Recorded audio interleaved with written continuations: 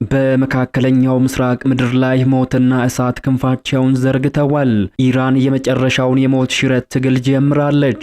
የኢራን ጦር አዛዦች ክተት አውጀዋል። از این عمل جنایتکارانه چه توسط محور مقاومت و چه توسط جمهوری اسلامی ایران ፕሬዝዳንት ዶናልድ ትራምፕ ለጦር አዛዦቻቸው ትዕዛዝን ሰጥተዋል። አያቶላ ካሂሚኒ የሲኦል ደጃፍ ይከፈታል ሲሉ ዝተዋል። انسان شریف روی کار آمده در مقابل کسانی که تخریبگرند جمهوری اسلامی کوتاه نخواهد آمد. የእስራኤል የጦር ጄቶች ሰማዩን ቀደው በመካከለኛው ምስራቅ ሰማይ ላይ ያንዣበቡ ሲሆን የአሜሪካ ግዙፍ የጦር መርከቦች የኢራንን የባህር ድንበር ሰንጥቀው ገብተዋል። Imagine a massive steel fortress cutting through the ocean. ከጥቂት ደቂቃዎች በፊት የእስራኤል አየር ኃይል ዋና አዛዥ ሜጀር ጀነራል ቶሜር ባር የሰጡት መግለጫ መላውን ዓለም አስደንግጧል። ዝግጅታችን አብቅቷል ብለዋል። ይህ ማስጠንቀቂያ አይደለም፣ ይህ የሞት መርዶ ነው። እስራኤል የኢራንን የኒኩሌር ህልም ሙሉ በሙሉ አመድ ለማድረግ መወሰኗን የሚያበስር የጥፋት ደውል ተደውሏል። This is a defining moment, a moment that belongs to the people of Israel, who fought with courage, to the families who waited in faith.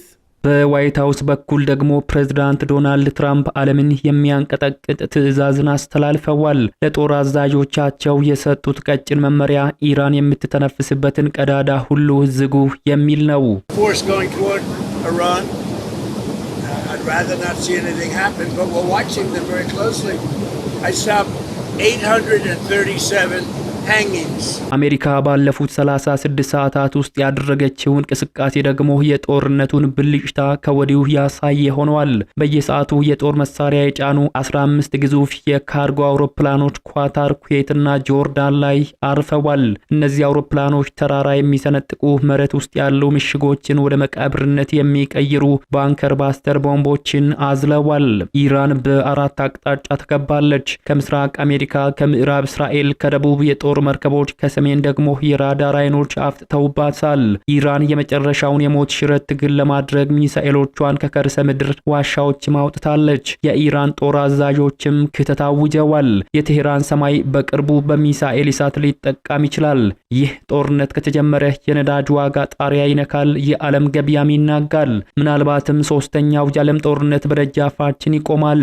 ዛሬ በዚህ ሰፊ ዘገባችን እስራኤል በየትኛው አቅጣጫ ልትወር ትችላለች? ፕሬዝዳንት ዶናልድ ትራምፕስ ምን አይነት እርምጃ ሊወስዱ አቅደዋል? ኢራን ለዚህ ከበባ ያዘጋጀችው ጠንካራ ምላሽ ምንድነው የሚለውን እስከ ቪዲዮ መጨረሻ ድረስ አብራችሁን ከቆያችሁ በዝርዝር እንነግራችኋለን። እንደ ሁሉ ጊዜው ቪዲዮ ላይክ እና ሼር በማድረግ ጀምሩት። አዲስ የሆናችሁ ደግሞ ሰብስክራይብ በማድረግ ወቅታዊና ዓለም አቀፋዊ ተአማኒ መረጃዎችን ያገኙ። የመካከለኛው ምስራቅ ከመቼውም ጊዜ በላይ የዓለም ስጋት ቀጠና ሆኗል። ብዙዎች ጦርነቱ በይፋ ሊታወጅ ተቃርቧል እያሉ ነው። ለመሆኑ መካከለኛው ምስራቅን ወደዚህ የመጨረሻ የጥፋት አፋፍ ያመጣው ጉዳይ ምንድነው? ዋናውና ትልቁ ምክንያት የኢራን የኒኩሌር ፕሮግራምና ኢራን በመካከለኛው ምስራቅ የፈጠረችው የኃይል ሚዛን ነው። የኢራን ፈርጣማ ክንዶች አሜሪካና እስራኤልን እንቅልፍ ከነሳቸው ዓመታት ተቆጥረዋል። እስራኤል የህልውና ስጋት የምትለውን ኢራን ኒኩሌር ፕሮግራምን ለመምታት ለዓመታት ስትዘጋጅና ስትለማመድ ቆይታለች። አሁን ግን ነገሮች ከዝግጅት አልፈዋል። እስራኤል ለዓመታት ኢራን የኒኩሌር ቦምብ እንድትሰራ አንፈቅድም ስትል ቆይታለች። አሁን ግን መረጃዎች እንደሚያመላክቱት ኢራን ዩራኒየም የማበልጸግ ደረጃዋን ወደ ማይመለስበት ደረጃ አድርሳለች። እስራኤል ዛሬ ካልመታነው ኒኩሌሩ ነገ ይጨርሰናል የሚል ከፍተኛ ስጋት ውስጥ ወድቃለች። የአሜሪካና የእስራኤል ከበባ ትልቁ ግቡ የኢራንን የኒኩሌር ፕሮግራም አንድ ባንድ ማውደምና ኢራንን ማኮላሸት ነው። ሁለተኛው ምክንያት ደግሞ ኢራን በእስራኤልና በአሜሪካ ዙሪያ የዘረጋቸው የእሳት ቀለበት ሲሆን ሂዝቦላ በሰሜን፣ ሁቲዎች በደቡብ፣ ሚሊሻዎች በምስራቅ። ኢራን እነዚህ ኃይሎችን ተጠቅማ አሜሪካና እስራኤልን ለዓመታት ወጥራ ይዛለች። አሁን አሜሪካ የወሰነችው ውሳኔ አንድ ነው። እሱም እረኛውን በመምታት መንጋውን መበተን የሚል ነው። ኢራንን በመክበብ በኢራን የሚደገፉና በቀይ ባህር ላይ የአሜሪካና የምዕራባውያንን መርከቦች ላይ ጥቃት የሚፈጽሙ ታጣቂ ኃይሎች የሚመገቡባቸውን ገንዘቦችና የጦር መሳሪያ ቧንቧዎችን ለዘላለም ለመዝጋት ነው። ሌላኛው አሜሪካና እስራኤልን የሚያስጨንቃቸው ምክንያት የኢኮኖሚ የበላይነት ሲሆን የዓለም 20% ነዳጅ የሚያልፈው በኢራን ደጃፍ ነው። ኢራን ይህንን ወሽመጥ እንደ ማስፈራሪያ እዘጋዋለሁ ስትል ቆይታለች። ዶናልድ ትራምፕ ግን ይህ ማስፈራሪያ ሊያበቃለት ይገባል ይላሉ። የአሜሪካ የጦር መርከቦች እዛ የደረሱት ለሰላም አይደለም፣ የዓለምን የነዳጅ ጎሮሮ በራሳቸው እጅ ለመጨበጥና ኢራንን ካለችበት ብቸኛ የኢኮኖሚ መተንፈሻ ለማፈን ነው። ይህ ጦርነት የአሜሪካን የዓለም አቀፋዊ የበላይነትን መልሶ የማረጋገጥ እርምጃ ነው። ኢራን ከሩሲያና ከቻይና ጋር ያላት ወታደራዊ ግንኙነትን አጠናክራለች። ለሩሲያ ድሮኖችን በመስጠት አሜሪካን በዩክሬን በኩል እየተገዳደረች ትገኛለች። ስለዚህ ይህ ከበባ ለቴሄራን ብቻ ሳይሆን ለሞስኮና ለቤጂንግ የተላከ መልእክት ነው። በመካከለኛው ምስራቅ አሁንም ጌታው እኔ ነኝ የሚል ነው የአሜሪካ ከበባም። ነገሩ ተራ የድንበር ግጭትም አይደለም። ይህ የቀጠናውን ካርታ የሚቀይር የኢኮኖሚ የበላይነትን የመያዝና የኒኩሌር ስጋትን የማስወገድ የመጨረሻ ጦርነት ነው። አሜሪካና እስራኤል አሁን ካልሆነ መቼም ብለው ቆርጠው ተነስተዋል። እንደ እስራኤል ቻናል 13 ዘገባ ከሆነ እስራኤል አሁን ላይ ያጠናቀቀችው ዝግጅት ከዚህ ቀደም ከነበሩት ሁሉ የተለየ ነው። አሜሪካ አሁን ከኋላ ሆኜ እረዳለሁ የሚለውን ፖሊሲ ቀይራ ራስዋን የጦርነቱ ግንባር ቀደም መሪ አድርጋ አሰልፋለች። ባለፉት 36 ሰዓታት ውስጥ ወደ መካከለኛው ምስራቅ የፈሰሰው የጦር መሳሪያ መጠን ብቻውን ጦርነቱን ለማወጅ በቂ ነው። በአንድ ቀን 15 የካርጎ በረራዎችም ተደርገዋል። እነዚህ አውሮፕላኖች ያጓጓዙት ተራ ጥይት አይደለም። እንደ መረጃዎች ከሆነ አሜሪካ በኳታር በሚገኘው አልኡዳዲ የአየር ማረፊያ ላይ እጅግ ዘመናዊ የሆኑትና በራዳር የማይታዩ ቢ2 ስፕሪት ቦምብ ጣይ ጄቶችን አቁማለች። ይህ ማለት ደግሞ የኢራን የአየር መከላከያ ስርዓት ገና ድምጽ ሳይሰማ ሰማዩ ቦምብ ዝናብ ሊጥል ይችላል ማለት ነው። እስራኤል በበኩሏ የአየር ኃይሉ አዛዧን ወደ ግንባር በመላክ ሁሉንም ነገር ጨርሰናል ስትል ለቴሄራን የምታስተላልፈው መልእክት ግልጽ ነው። ምሽጋችሁን ቆፍሩ፣ ሞት እየመጣ ነው የሚል ነው።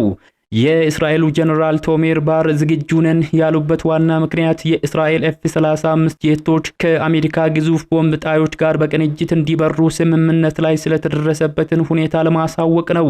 እቅዱም ግልጽ ነው። መጀመሪያ የኢራን ራዳሮችን በሳይበርና በኤሌክትሮኒክስ ጦርነት ማሳወር፣ ከዚያም ከደቂቃዎች በኋላ የኒኩሌር ጣቢያዎችን አመድ ማድረግ ነው።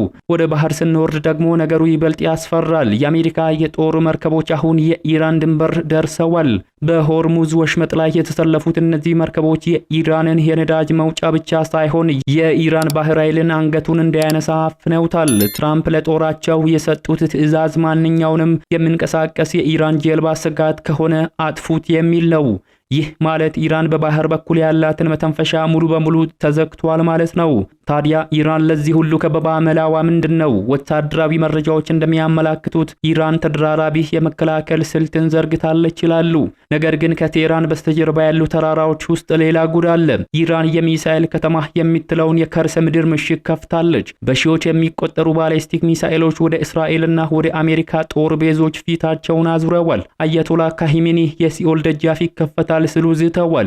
ኢራን በሩሲያ እርዳታ የተገነባውን S-400 የተባለውን የአየር መከላከያ በከፍተኛ ጥንቃቄ አሰማርታለች። አሜሪካ ከውጭ ስትከባት፣ ኢራን ደግሞ ከውስጥ ሆና ለፈሳሽ እሳት ምላሽ ለመስጠት ጦሯን አዘጋጅታለች።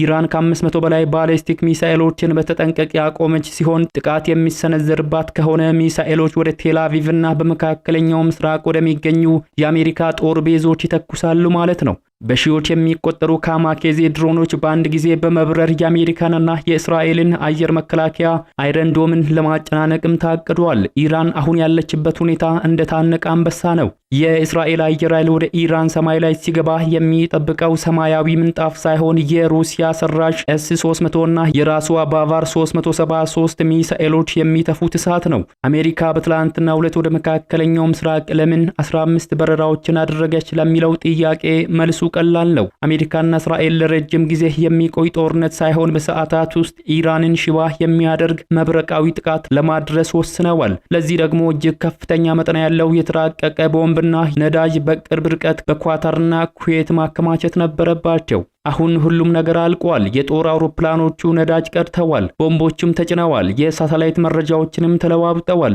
የቀረው አንድ ነገር ብቻ ነው፣ የመጀመሪያው ተኩስ ነው ይላሉ የመካከለኛው ምስራቅ የፖለቲካ ተንታኞች። ይህ ጦርነት ግን በቴህራንና በቴል አቪቭ መካከል ብቻ የሚቀር አይደለም። ሩሲያ በዩክሬን ጉዳይ ከአሜሪካ ጋር ተፋጣ ባለችበት በዚህ ሰዓት ኢራን ስትጠቃ ዝም ብላ አትመለከትም። የቅርብ መረጃዎች እንደሚያሳዩት ሩሲያ ለኢራን ከፍተኛ የራዳር መረጃዎችን እያጋራች ነው። ቻይና በበኩሏ 60% ነዳጇን የምታገኘው ከዚሁ ቀጠና ነው። ይህ ቀጠና በእሳት ካረደ ቻይና ዝም ብላ አትመለከትም። ትራምፕ ለጦራቸው ትዕዛዝ ሲሰጡ የዓለምን ኢኮኖሚ ቁልፍ በእጃቸው ይዘው ነው። ጦርነቱ ከተጀመረ በደቂቃዎች ውስጥ የነዳጅ ዋጋ $200 ይደርሳል። ይህ ማለት የዓለም ገበያና ሰላም በአንድ ትዕዛዝ ላይ ተንጠልጥሏል ማለት ነው። እስራኤል ዝግጁ ነኝ ብላለች። አሜሪካ ከባለች።